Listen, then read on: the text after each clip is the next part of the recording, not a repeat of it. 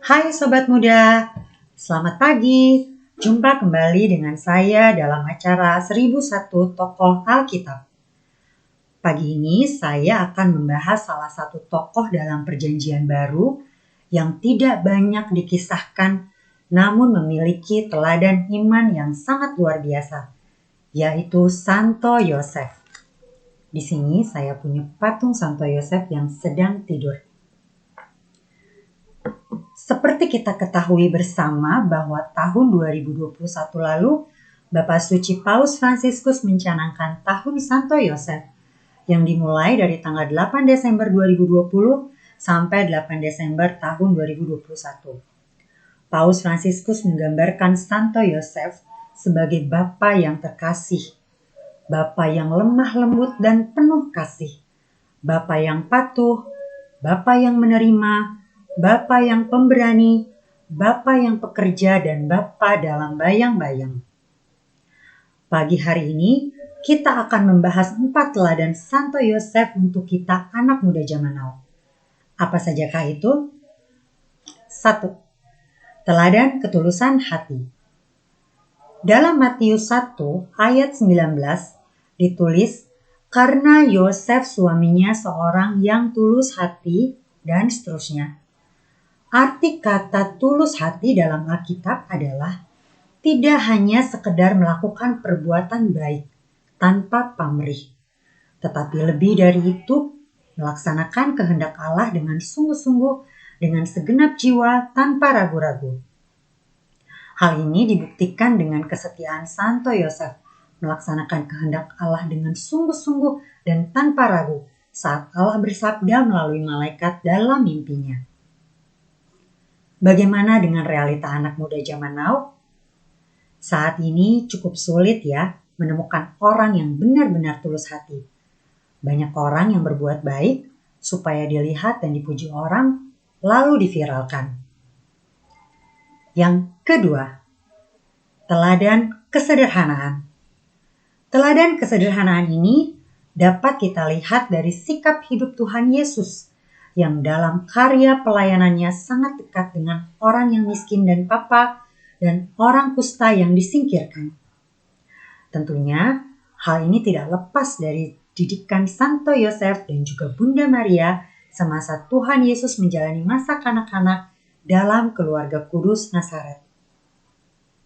Dengan hidup sederhana, kita akan memiliki hati yang berbela rasa dan empati terhadap sesama yang membutuhkan. Hidup sederhana menumbuhkan sikap berbagi. Bagaimana dengan realita anak muda zaman now? Saat ini masih banyak anak muda yang terjebak dalam gaya hidup konsumerisme dan hedonisme. Demi konten, tidak jarang mereka menghalalkan segala cara, bahkan sampai terlilit pinjol dan kartu kredit demi tampil wow di media sosial untuk mendapatkan banyak followers. Yang ketiga, teladan dalam diam. Santo Yosef, kalau kita baca dalam Injil Matius dan Lukas seputar kelahiran dan masa kanak-kanak Tuhan Yesus, tidak ada dialog yang dilakukan oleh Santo Yosef. Bahkan dalam Lukas bab 2 ayat 48, saat Tuhan Yesus ditemukan dalam bait Allah, Bunda Maria lah yang berkata, "Nah, mengapa engkau berbuat demikian terhadap kami?" Dan seterusnya. Santo Yosef hanya diam. Dalam diamnya ini, Santo Yosef lebih banyak berelasi dengan Allah, lebih banyak mendengarkan suara Allah. Dan dalam diamnya, Santo Yosef merefleksikan seluruh peristiwa dalam hidupnya dan merenungkannya. Bagaimana dengan realita anak muda zaman now? Masih banyak ya saat ini anak muda yang menyebarkan berita hoax di media sosial dan juga ujaran kebencian yang menimbulkan perpecahan.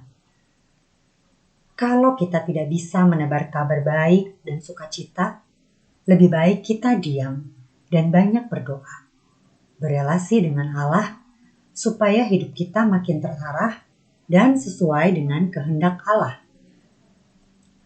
Dan yang terakhir, yang keempat, teladan pekerja keras. Seperti kita ketahui bahwa Santo Yosef adalah seorang tukang kayu. Salah satu lukisan karya John Everett Mills yang tersimpan di Museum Tate Inggris, saya akan tunjukkan gambarnya seperti ini.